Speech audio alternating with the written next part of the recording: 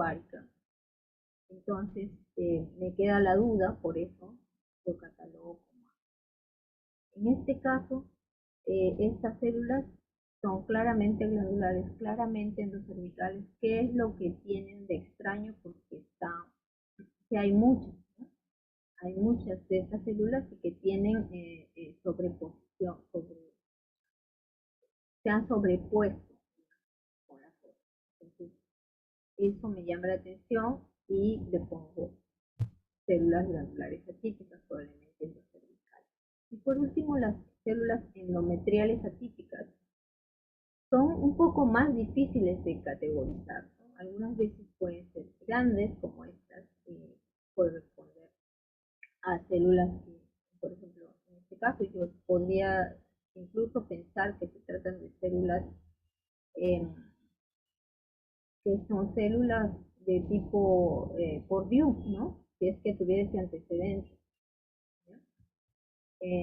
Y acá sí lo que vemos es que hay unos núcleos bien pequeños en relación a las células escamosas, pero que sin embargo son claramente glandulares. Vemos aquí la vacuolización del citoplasma y la lateralización del núcleo, y estos están amontonados. Como son así tan pequeños, siempre decimos que si son más pequeños, pues corresponden a células endometriales. Aquí sí claramente tenemos las células endometriales. ¿Y cuál es la particularidad que tienen estas y por qué no son células endometriales normales? Porque están muy hipercromáticas. Sin embargo, aunque están hipercromáticas, se ven como que están algo ordenadas, ¿no? Entonces, no me cumple el criterio como para decir adenocarcinoma. Estas también son células endometriales. Miren el tamaño. El tamaño son bien pequeñas, ¿no? Pero hay muchas. Entonces, algunas de ellas están hipercromáticas. Entonces, cumple con el criterio. Nuevamente, vemos este grupo. Igual ya lo hemos visto esta. Aquí hay vacuolización del citoplasma y amontonamiento celular, y las células son pequeñas. Entonces, son glandulares, son pequeñas, tienen el hábito de las células endometriales. Y este grupo también, pero parece una módula, ¿no? Muy hipercromática. Muy bien, espero que les haya gustado esta galería de fotos.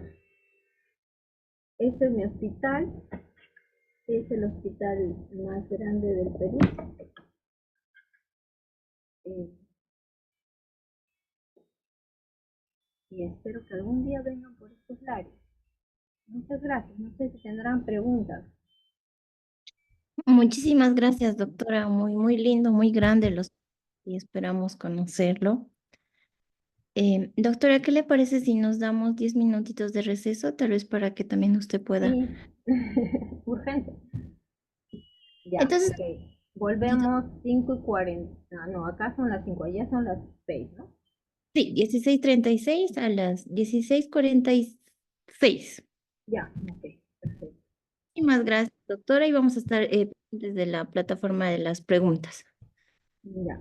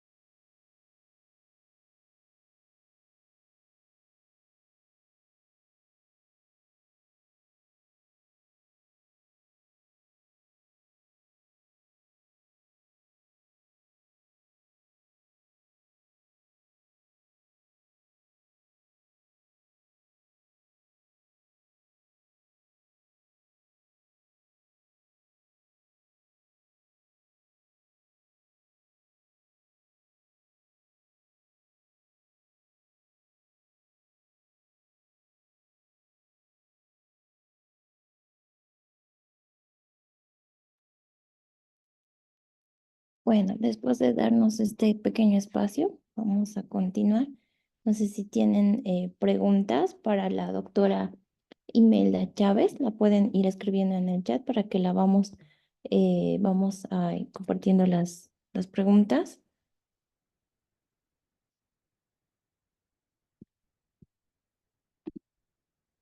Doctora, ¿cómo le fue con su audio?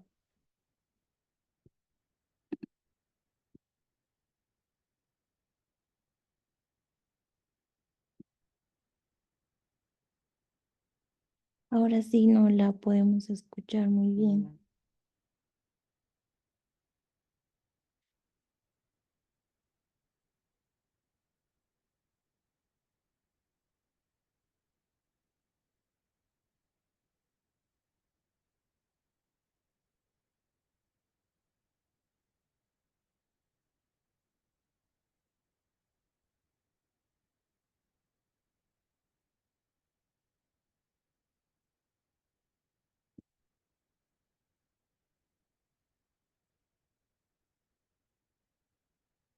Bueno, mientras vamos solucionando estos problemitas, muchas gracias a todos por la asistencia al Simposio Internacional de Citología organizado por la Sociedad Nacional de Citología. Em,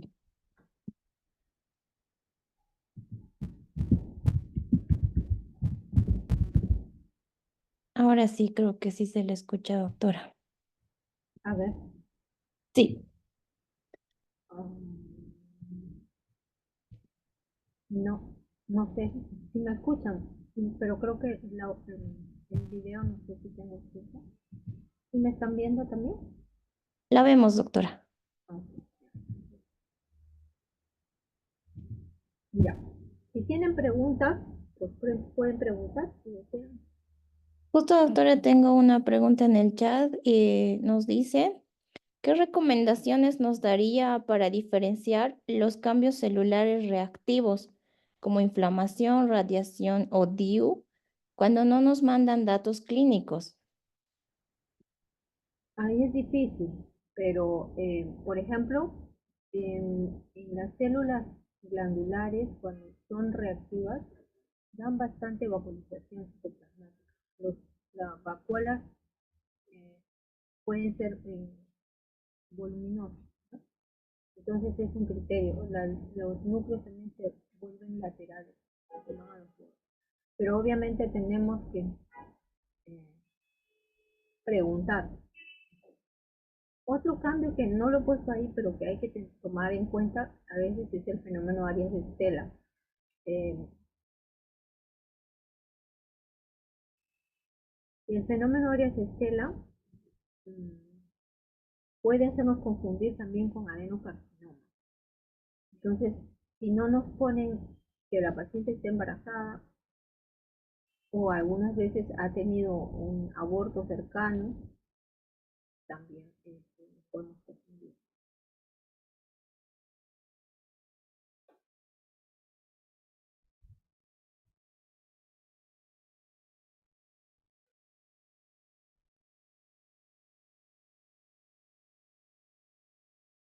Me pregunta, ahí leo en el chat que dice, con la prueba de pH se puede diagnosticar vaginosis bacteriana. Bueno, el pH se altera, ¿cierto? Pero la vaginosis bacteriana, como su nombre lo dice, no, o sea, desde el punto de vista citológico tenemos que ver que no hay elementos inflamatorios. Es un criterio mayor. No hay elementos inflamatorios y hay predominio de focobacilos, entonces ahí sí probable, siempre decimos probable. Ahora, si el pH está alto, comprobaría que se trata de una vasculitización. ¿Existe Muchas- un criterio en cuanto al número o cantidad de grupos de células con cambios de H? No, no existe. Puede ser un grupo pequeño o pueden ser grupos grandes. eh, no hay realmente un criterio en cuanto al número, sino en cuanto a la morfología.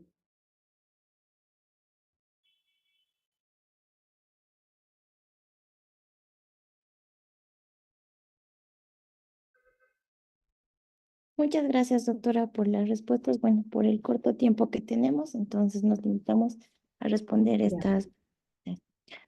Doctora, ¿podemos continuar con la siguiente exposición? ok, vamos a continuar. Y tenemos que poner a compartir.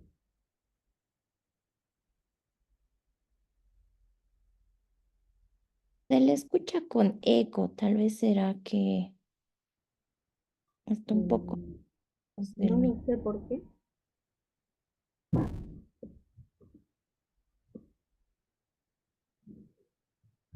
A ver, ¿mejoró? Ahí Porque mejora. Cuando se acerca, sí mejora. me estoy acercando bastante bien. Bien, voy a compartir.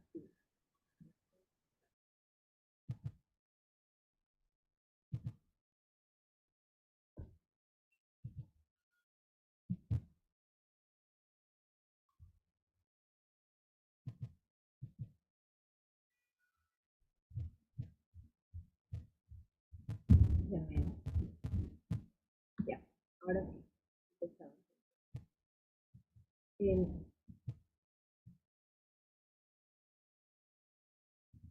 bien. Entonces, continuando, pues vamos a hablar sobre el siguiente tema que me han pedido, que es citología del cáncer de cuello uterino.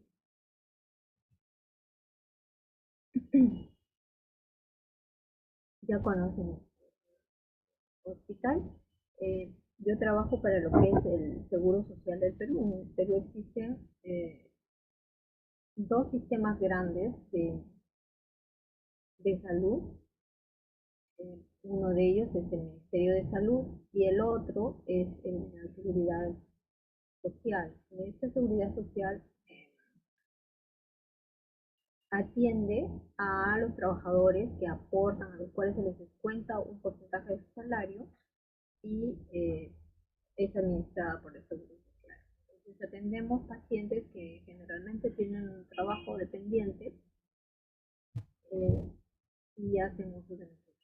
Nosotros tenemos una red nacional paralela y atendemos aproximadamente entre el 30 a 40% de la población eh, que requieren servicios de salud, ¿no? Y el resto lo atienden ustedes. Entonces,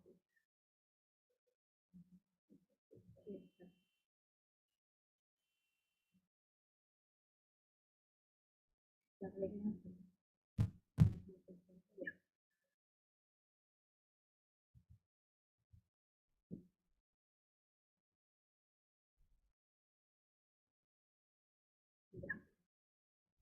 ya. Bien, todos sabemos que el virus del papiloma humano es el causante del 100% de cáncer cervical. Ya habíamos mencionado esto al inicio, ¿no? Que la infección del virus del papiloma humano es una infección de transmisión sexual, que es difícil prevenir. Obviamente hay sistemas de prevención actuales que son la vacunación sobre todo y podemos moderar los hábitos de, de los factores de riesgo, algunos de los factores de riesgo, sobre todo la publicidad, hay que hacer campañas de educación al respecto. También es importante saber que esta enfermedad de transmisión sexual no se previene tanto con el preservativo masculino, pero sin embargo sí puede disminuir en algo, ¿no? La transmisión. Y lo otro que es importante, sobre todo para aquellos pacientes que dicen, ¿por qué tengo PPH ahora? Porque mi esposo me contagió y puede ser causa de divorcio, es que puede permanecer algunos meses por años y progresar por algún problema. Sabemos también que eh, hay diferentes tipos de virus del papiloma humano que ahora son perfectamente detectables por pruebas moleculares y que están categorizados en bajo riesgo y alto riesgo. Los de bajo riesgo van a dar infecciones mucocutáneas que tienen un tiempo de vida de aproximadamente meses a 2 años. Y los de alto riesgo que tienen el potencial de progresión. Digo el potencial y no que todos van a progresar. Y dentro de esto, los más importantes son el VPH 16 y 18. Este es el virus papiloma humano cutáneo. La forma para estudiarlo ha tenido que hacerse en este ratoncito que se ha modificado genéticamente su piel para que semeje a la piel humana. ¿Por qué? Porque el virus del papiloma humano no se puede cultivar. Entonces, los estudios se hacen en estos animalitos que son genéticamente mutados. Y como ven, aquí le han inoculado el virus del papiloma humano y se ha formado una verruga como en esta mano. Y que en el otro espectro, los virus del papiloma humano de alto riesgo causan lesiones mucocutáneas y especialmente en la zona genital, ¿no? Aquí tenemos un condiloma pulmonado que es en la región perineal. Y esta diapositiva siempre me gusta ponerla porque representa el espectro de cómo de ser un angelito, el epitelio normal, poco a poco va perdiendo sus virtudes y se convierte en un carcinoma. El angelito se le van desprendiendo y se le van añadiendo algunas situaciones hasta que finalmente se convierte en un diablo. Y este concepto está publicado en el año 63. Es una revista. Y eso es lo que ocurre, ¿no? Ocurre una progresión. Ocurre una progresión en un porcentaje pequeño de pacientes infectadas con virus de papiloma humano y que van a progresar desde una lesión de bajo grado hasta un carcinoma. Y esto ocurre porque el virus del papiloma humano se infecta a una persona, como les dije, los viriones de VPH son como unas pequeñas pelotitas que se van a estar distribuidas en toda la zona perineal. Cuando encuentran un área en donde penetrar, ingresan y se van hacia la capa basal.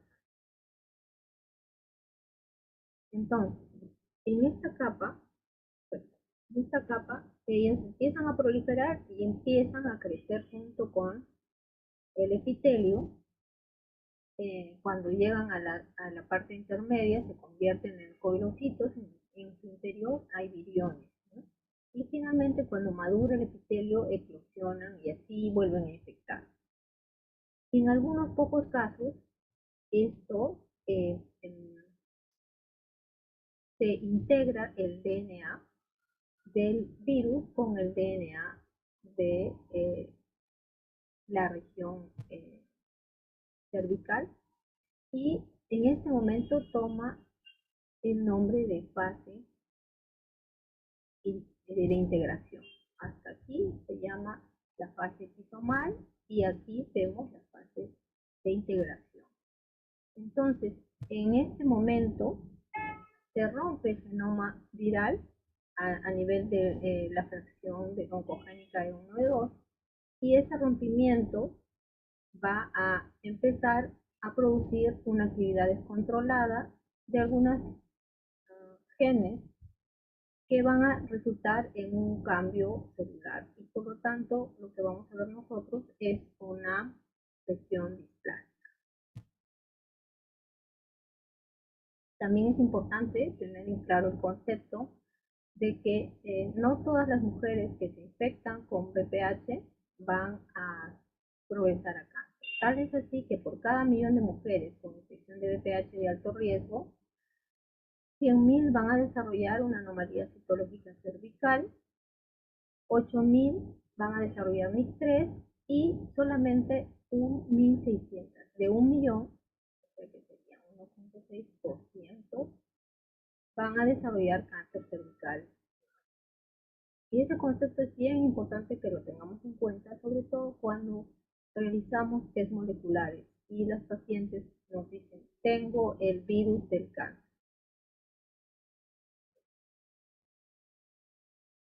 Bien.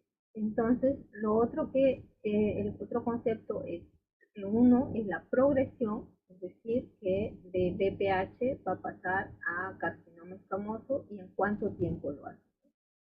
Puede ser de 1 año a 2, de una infección por BPH a lesión de bajo grado, ninguno, y de allí pasan 3 a incluso 8 años para que progrese hacia la fase de integración, que hemos visto que es la fase de ya lesión de alto grado. Y de allí pasan otros entre 8 y 10 años para que se convierta en un carcinoma escamoso. Sin embargo, también existe el concepto de regresión. Quiere decir esto que las lesiones de bajo grado pueden regresionar cuando son NIC1 hasta un 61%, cuando son NIC2 hasta un 43%, cuando son NIC3 hasta un 32%. Entonces, con estos conceptos claros podemos continuar. También es importante saber que más o menos a nivel mundial hay casos nuevos de cáncer cervicuterino en aproximadamente 500.000 de mujeres y que de esos la mitad fallecen. En Latinoamérica tenemos un aproximado de 70.000 casos y la mitad van a fallecer.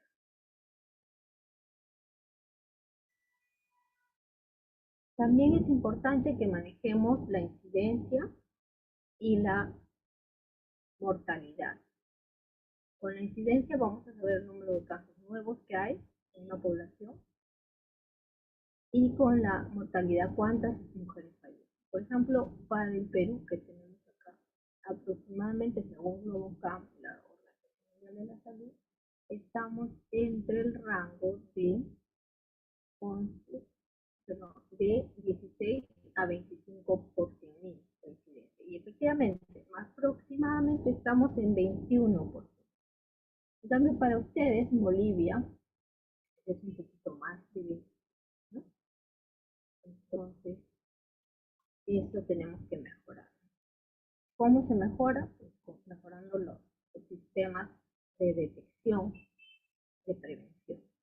Y la mortalidad es entre 0.5 a 1.3 por 100.000 en el Perú y en ustedes es mayor a 1. Nuestro sistema de informe de reporte citológico ha ido desde Papa Nicolau hasta el sistema de Bethesda y ha pasado por varias categorías. Recuerden que la virtud de Bethesda de Papa Nicolau fueron dos cosas. Uno, pues crear la coloración de Papa Nicolau que hasta ahora lo utilizamos y luego categorizar el lenguaje del reporte citológico. Y actualmente con el consenso de Bethesda hemos logrado evaluar la adecuación de la muestra y el qué voy a hacer con esta paciente con este diagnóstico, que es el seguimiento del paciente. Una vez hecho el reporte, el sistema Bethesda dice hay que hacer tal cosa, hay que hacer biopsia, hay que hacer un estudio citológico en 6 meses, hay que hacer colposcopía. Eso es lo que nos da el sistema Bethesda. Brevemente, para cómo fueron descritas las lesiones displásicas, fue en un congreso en Viena en el año 61 y después la OMS los categorizó como displasia leve, moderada, severa. Richard en el 70 los clasificó como NIC, neoplasia epitelial cervical, y actualmente se utilizan, diríamos, más o menos ambos. y Brothers introdujo el término carcinoma. Actualmente, bueno, el sistema Bethesda inicialmente LIE de bajo grado, LIE de alto grado y carcinoma, pero en algunos casos podemos diferenciar LIE de bajo grado, infección por VPH, cuando solo hay condrocitos, LIE de bajo grado NIC1, cuando ya tenemos cambios nucleares, como la presencia de más de 5 cromocentros, y LIE de alto grado, cuando ya tenemos cambios de NIC2 y lo que se ha más o menos oficializado en una sola categoría son las displasias severas del carcinoma. Y finalmente ya tenemos el carcinoma escamoso o carcinoma invasor.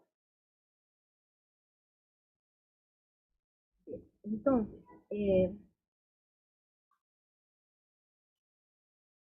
vamos a empezar con parte de la citología de lesiones intraepiteliales de alto grado, porque el tema era carcinoma, así que he querido tomar un poco de lo que es carcinoma in situ.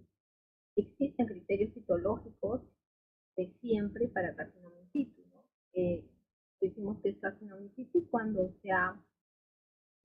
hay una proliferación de células monomórficas que alteran todo el espesor de la estructura del epitelio escamoso cervical y no se ha roto la membrana basal. Entonces, los criterios citológicos son un fondo limpio. La celularidad son grupos de células que generalmente son pequeñas, poco diferenciadas, monomórficas generalmente. El citoplasma es oval y la relación núcleo-citoplasmática es alta o está invertida.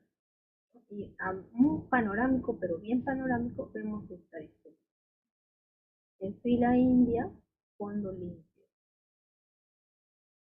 Y acá lo vemos mejor. Está en fila india. Y todas son igualitas, ¿no? ¿Por qué? Porque todas las células del espesor del epitelio pubano son iguales. Acá las vemos igual, una que otra queratinizada, pero cuando estamos en esta etapa se vuelven y las vemos igual, y es un manchón. Entonces, ¿qué criterios tiene el núcleo? Una hipercromasia fuerte está en bloques irregulares. Vamos a ver un núcleo que tiene unas zonas claras y unas zonas ópticamente vacías entre bloques de cromatina. Una membrana nuclear que está densa pero lisa en la periferia. Entonces, estas son las células. Todas son muy parecidas. La cromatina nuclear es densa e incluso en algunos casos está yéndose hacia la periferia.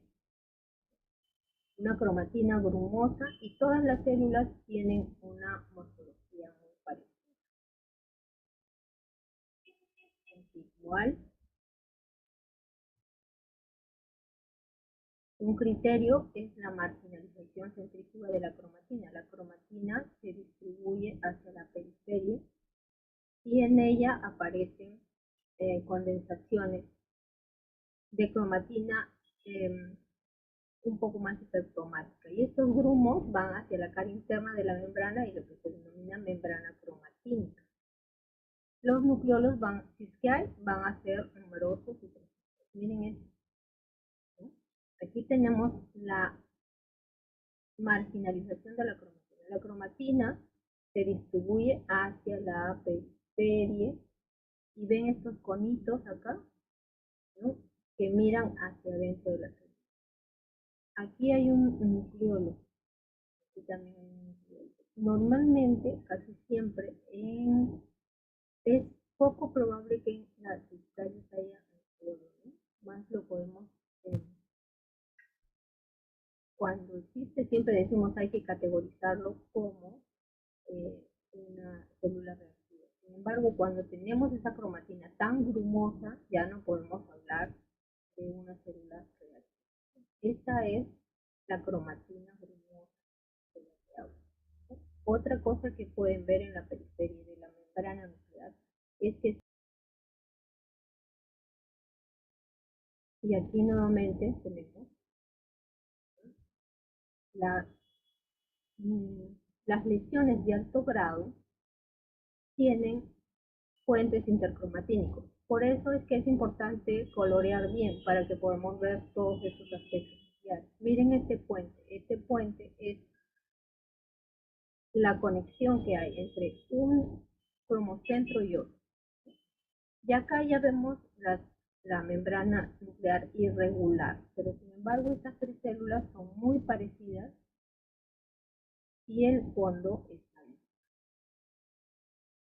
Otra cualidad es esta, que vemos el centro del núcleo se ha puesto un poco claro y hacia la periferia un poco más oscuro. Aquí. Estos son los núcleos en tamiz, zonas claro-oscuras y la discontinuidad de la membrana nuclear.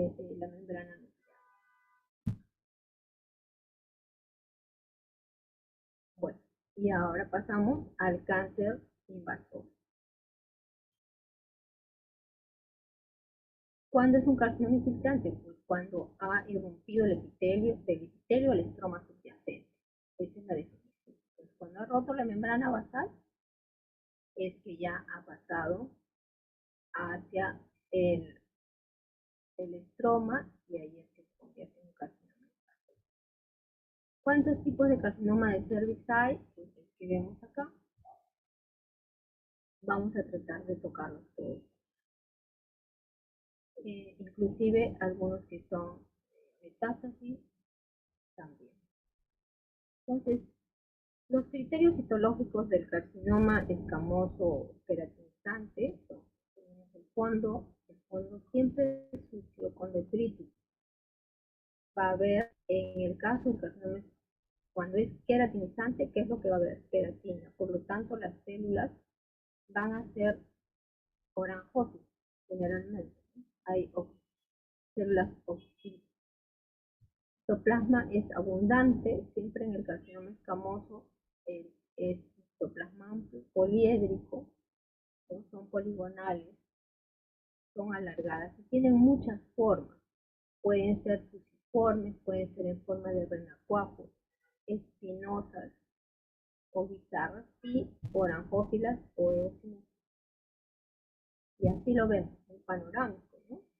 Cuando vemos este color, fondo sucio, aquí hay un amontonamiento celular. Un criterio importante en citología cuando hablamos de malignidad es la celularidad. Si es muy celular, entonces es sospechoso, ¿no? Ahí hay algo que está haciendo que se produzca muchas células.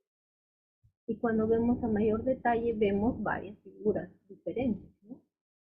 Hay un polimorfismo celular. Estas células, miren, estas alargaditas, son células espinel, son células que si ustedes se fijan bien cuando vean sus biopsias, les van a ver que están bien paradas.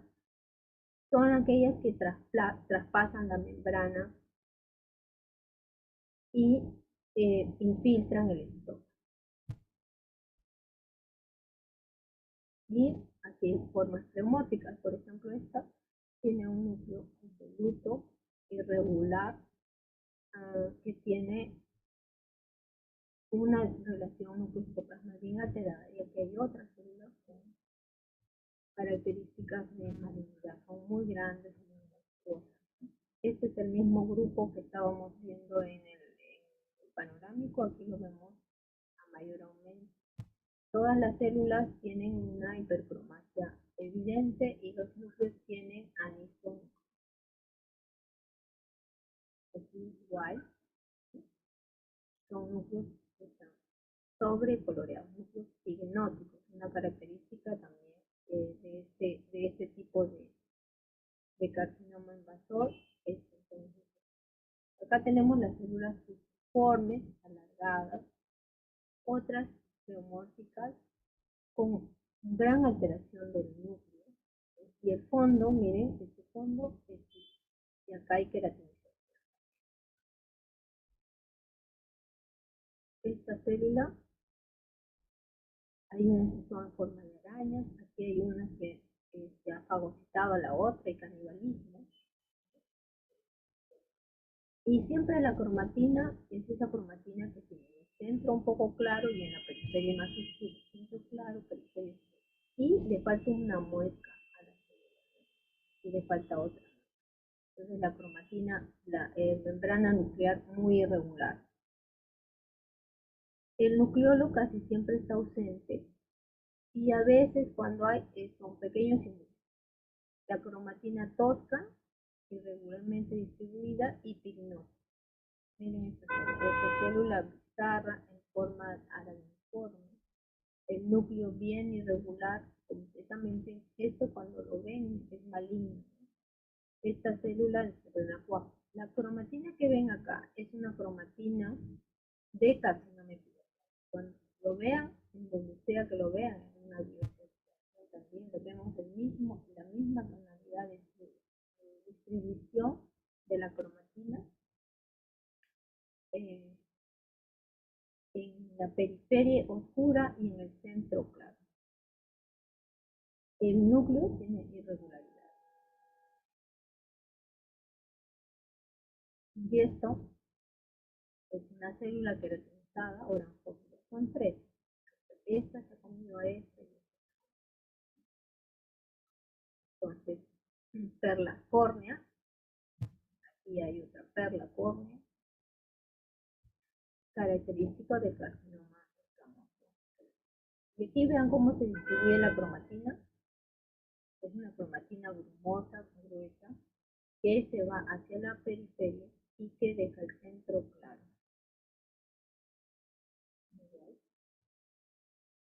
Y esto es lo que antes se denominaba, bueno, los libros clásicos lo denominan el ojo de búho, ¿no?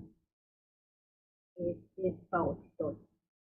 Otra vez el núcleo, esta vez una célula en renacuajo queratinizada, con la cromatina dispersa de la periferia que deja líneas entrecortadas en la membrana nuclear y el centro claro. Otras formas bizarras,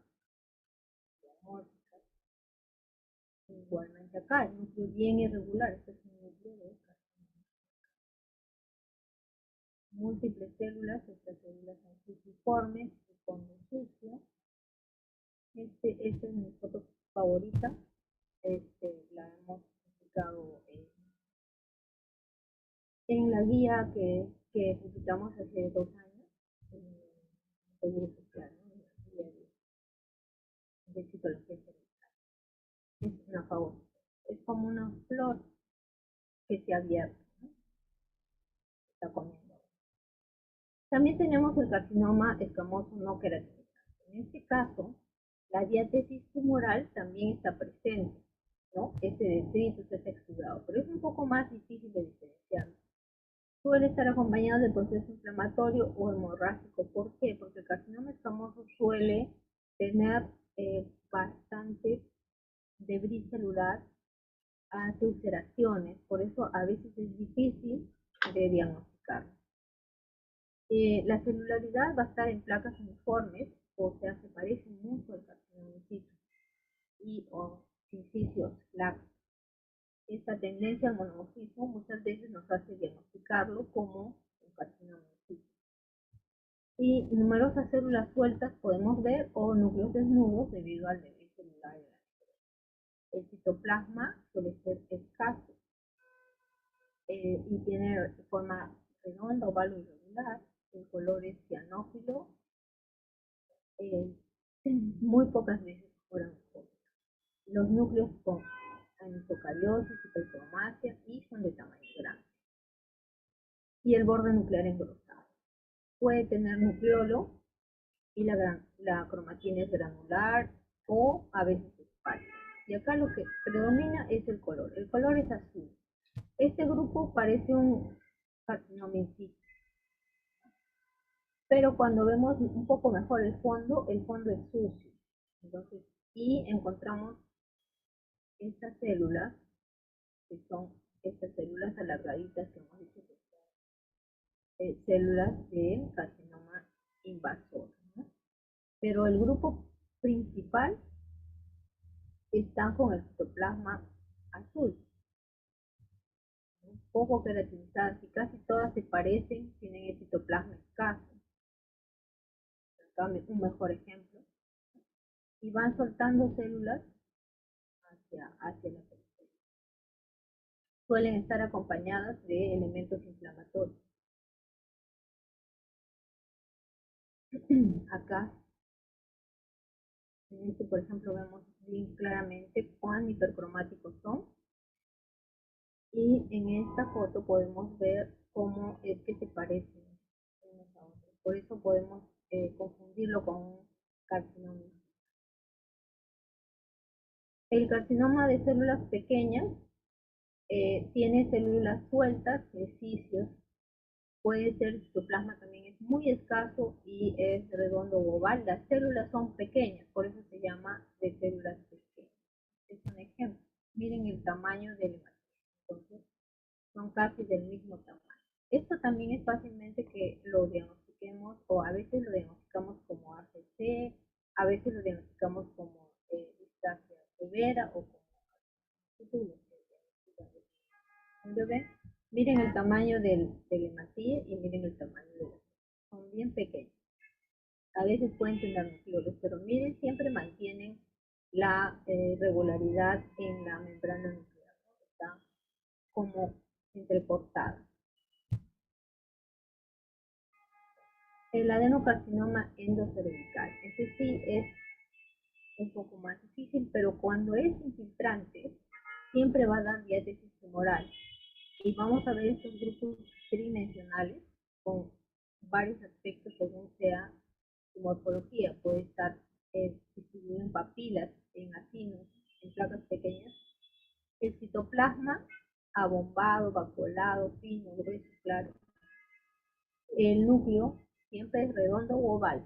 En el adenocarcinoma siempre es redondo y oval. En el carcinoma escamoso el núcleo es poliédrico y irregular con ascotauria. El nucleolo aquí es prominente. A veces, si nuestra coloración está muy bien, va a ser rojo rubí. Y la cromatina es granular, o sea, es como una mallita. Miren esto. Entonces acá, si lo vemos así en un panorámico, parece carcinoma in situ o un carcinoma no queratinizante. Pero aquí vemos que hay elementos inflamatorios metidos y el citoplasma es microvacuolado. Además, la cromatina no es tan oscura, aunque conserva cierta granularidad y tiene nucleolo. Ahí sí, este también, el fondo es sucio y está lleno de elementos inflamatorios.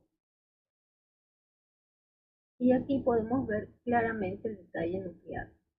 Como ven, hay múltiples nucleolos o a veces uno nucleolo grande o dos, y el citoplasma característico de el citoplasma glandular. No sabemos mejor el nucleolo, y a veces el nucleolo tiene también cambios, diferente tamaño de nucleolo. Este es el nucleolo, la cromatina es granular fina, sal y pimienta fina, ¿no? Otro adenocarcinoma, el citoplasma microvacuolado. Y el adenocarcinoma endometrial es un poco más difícil de diferenciarlo, pero en general es de menor tamaño y cuando es endometrioide tiende a ser medio fusiforme o alargado, ¿no? En general los criterios son muy parecidos al adenocarcinoma porque comparten con el adenocarcinoma endometrial varios criterios, pero si vemos los núcleos un poquito más hipercromáticos o a veces un poco más elongados, sobre todo si es adenocarcinoma endometrioide, a veces sí lo podemos diferenciar, como en este caso. Este es un adenocarcinoma endometrioide donde vemos la cromatina bien oscura, granular. Claramente podemos decir o pensar que puede ser endometrioide.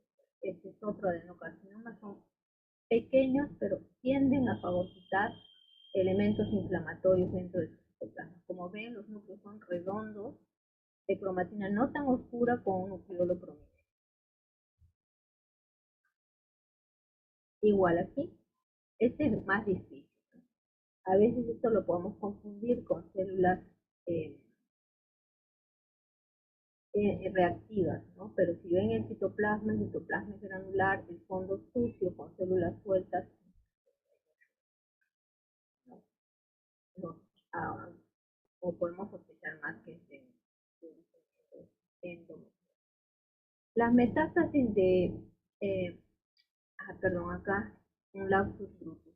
Metástasis es de cistoadenocarcinoma seroso de ovario. Más que metástasis es una infiltración por continuidad, muchas veces. Entonces, tenemos que tener el antecedente de que el paciente tiene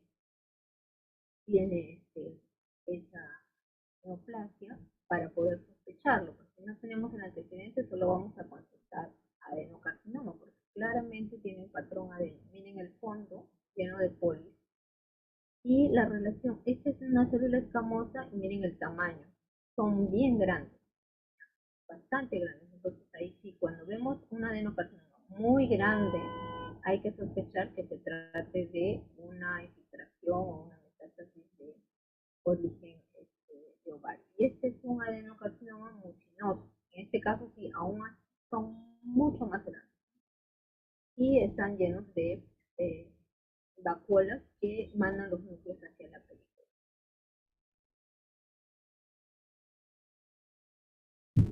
Y por último, este es mi foto favorita, porque en realidad es de la OMS, de la WHO, pero modificada por la doctora. Los de arriba son mis fotos, estas cuatro. Más o menos he tratado de correlacionar los hallazgos histológicos con lo que nosotros vemos y representar la progresión del BPH hacia el cáncer. Recordar que en este periodo de tiempo, que son 15 a 20 años, tenemos tantos años para diagnosticar. Entonces, cuando estemos frente a un Papa Nicolau, cuando estemos viéndolo en el microscopio, nosotros pensemos no que es una muestra, no que estoy apurado, sino que detrás de esa muestra puede haber una mujer que esté en uno de esos periodos y que sea la única vez que acceda a estos procedimientos. Entonces, hagámoslo bien, tratemos de concentrarnos y pensemos que se trata de una mujer. Muy bien, eso es todo. No sé si me pasé del tiempo, creo. Espero que les haya gustado. Muchísimas gracias, doctora. Excelentes presentaciones. Doctora, una consulta, esa también era la sesión de casos, ¿verdad? Ah, sí, yo tengo un caso, pero no sé si hay tiempo. ¿Si hay tiempo? Sí, sí, doctora, tenemos unos minutitos. Ya. Ok. Entonces lo voy a compartir, ¿ya?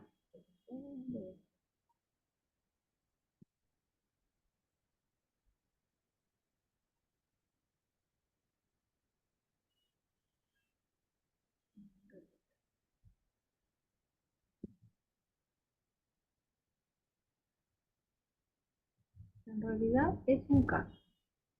Este caso lo preparé para un evento latinoamericano, que los que ya lo conocen, pues, la mayoría pienso que no lo conoce porque el evento fue para ginecólogos, pero aquí se lo presento porque es un caso un poco raro.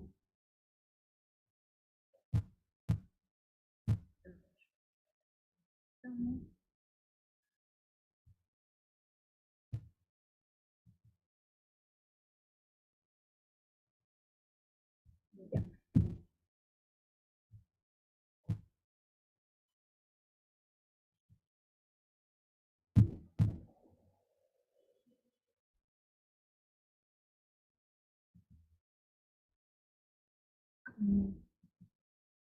No sé si están viendo la pantalla. ¿Cómo la están viendo?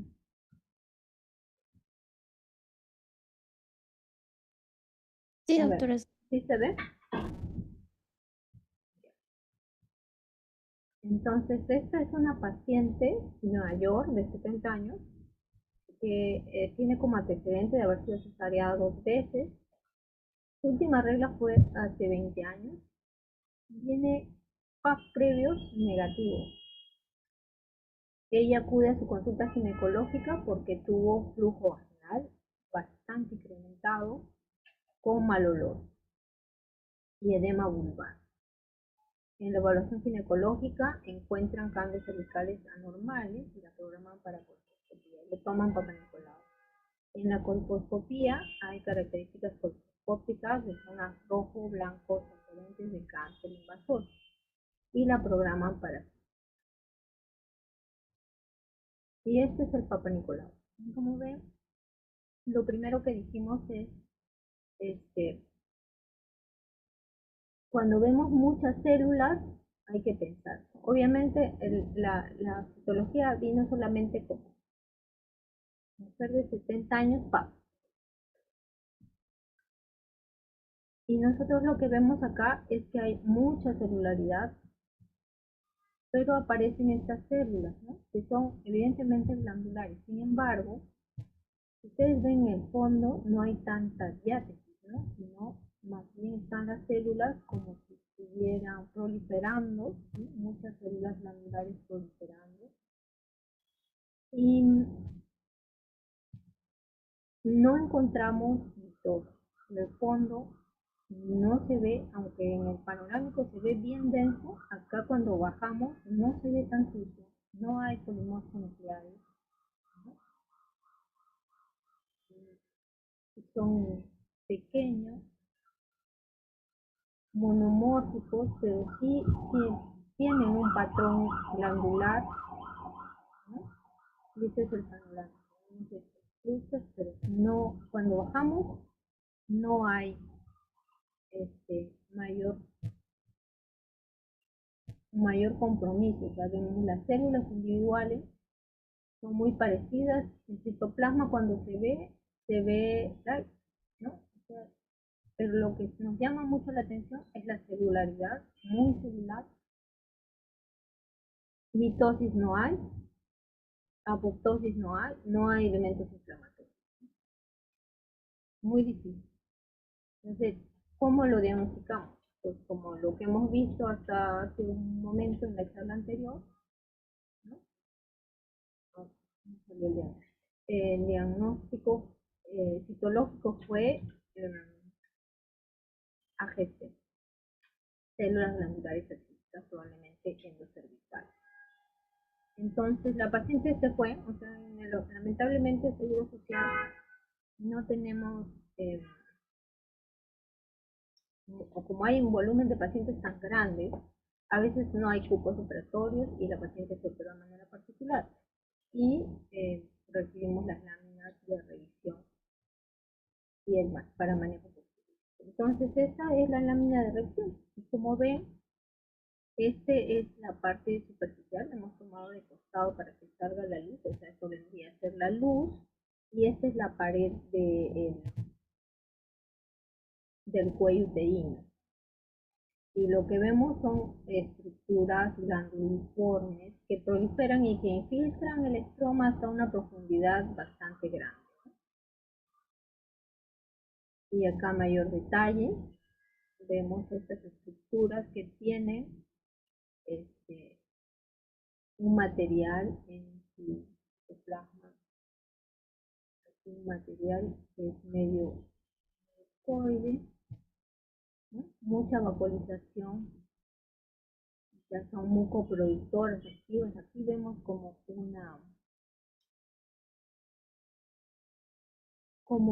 un borde, ¿no? Denso. Y tampoco vemos mucho infiltrado inflamatorio, por eso no se reflejaba en el papel solar. Sin embargo, acá sí se ven núcleos alterados. Vemos estos núcleos que tienen, que son claros y tienen un nucleolo bien prominente, ¿no? Intracelulares. Nuevamente acá, esto tiene pseudoestratificación. ya vamos viendo un poquito de elementos inflamatorios, pero estamos dentro del estroma, bien profundo. Y ese borde como un cepillo, ¿no? Un poquito. Más campos. Y hay un contenido dentro de estos que se llama mucoide. Otros campos, esta es la inmun. Esta es inmunistoquímica para P16. El P16 fue negativo. Se le hizo a continuación receptores. Este receptor de estrógeno negativo y receptor de progesterona. La paciente refirió que en 10 años antes ha sido la única vez que se ha hecho una prueba de detección molecular para el virus de PTH molecular y fue negativo. Entonces el diagnóstico es un adenocarcinoma endocervical de tipo gástrico no HPV.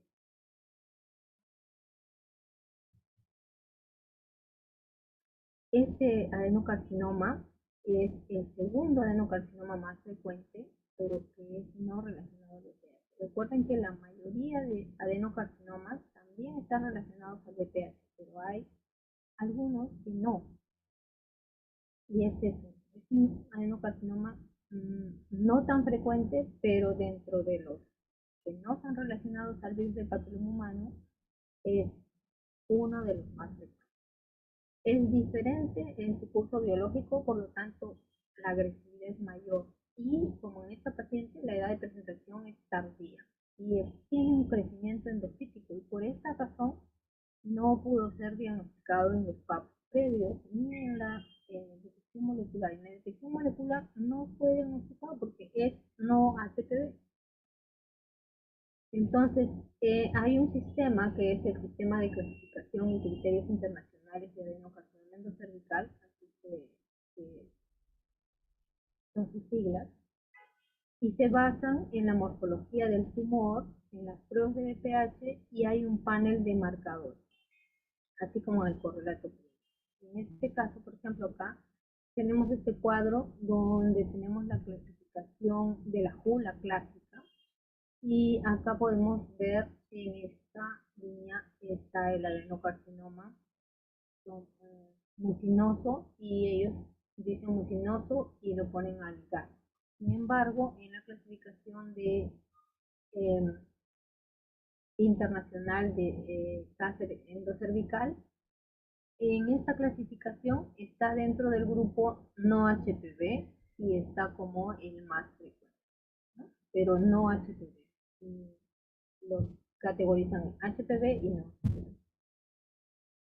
Y entonces en esta clasificación, los tipos HPV más frecuentes son el usual y el mucinoso, y los no HPV son el gástrico, el carcinoma de células claras, el endometrioide y el mesoné. Y entonces aquí tenemos la positividad de los marcadores del subtipo gástrico, ¿no? Y no marca para estrógeno ni para progesterona, marca para CK7 y PAX8, que no le hicimos, ¿no? Nosotros solo hicimos receptores de estrógeno, progesterona y el P16. Y acá vemos, este es un artículo, este ha marcado el HIP 1083, que es un marcador específico, así como el CA9 y el CER2. En estos ha marcado. ¿Cómo se hace el algoritmo? Cuando tenemos un citoplasma, un adenocarcinoma con citoplasma que es de aspecto mucinoso, se hace HPV por HISH, debería ser, ¿no? Pero en este caso nosotros lo hemos hecho con P16. Si es negativo, entonces hay la posibilidad. Si es positivo, es un tipo mucinoso HPV, que puede ser el usual que viene en la tabla. Y si es negativo, puede ser un adenocarcinoma mucinoso de endometrio o un adenocarcinoma de hipogástrico. Entonces aquí se les hace receptores de estrógeno, ¿no? Si es positivo, es un adenocarcinoma mucinoso de endometrio. Y si es negativo, es un adenocarcinoma de tipo gástrico. Con este algoritmo es que nosotros hemos hecho el paciente. Este es un caso muy parecido también con hidrorrea transparente significativa, una paciente de 62 años con cándida. El examen ginecológico fue negativo, el PAP negativo, la biopsia negativa. Y cuando lo operan, igual miren, el cáncer está en la pared, ¿no? Casi no se nota y como aparenta benignidad, en este caso se ve muy benigno, es difícil de diagnosticar, ¿no? Este casito fue un adenoma maligno, en este caso. Un adenoma maligno de desviación mínima. Entonces, la conclusión es que es un caso de muy difícil diagnóstico clínico, diagnóstico citológico e histológico, sobre todo cuando es bien diferenciado, como el adenoma maligno. Además, que tiene un patrón de crecimiento endocítico. La prueba molecular para BPH negativa, el PAP negativo, en estadios iniciales la colposcopía también puede ser negativa, ¿no? En nuestro caso, la negatividad para P16 receptores de estrógeno y progesterona nos indicó una relación causal con el virus del papiloma humano. Y hay marcadores más específicos, como así, el 63, el CA9, que nosotros no tenemos, así que por eso no lo hemos hecho. La biopsia o el cono deben ser bien profundos para que pueda llegar a la lista. El curso clínico es más agresivo, por eso es importante el diagnóstico. Muy bien, terminamos. Hemos hecho una maratón, un mini curso completo. Exacto, nos ha dado un mini curso, ¿no? Muchísimas gracias, doctora. Quisiera expresarle mi más sincero agradecimiento por compartir en el simposio de sus conocimientos y experiencia. Lindos casos que nos presentó. Sin duda ha sido muy enriquecedor para nuestro entendimiento. Muchísimas gracias, doctora, nuevamente por su tiempo, por la aceptación y por contribuir a este simposio. Gracias a ustedes. Muchas gracias.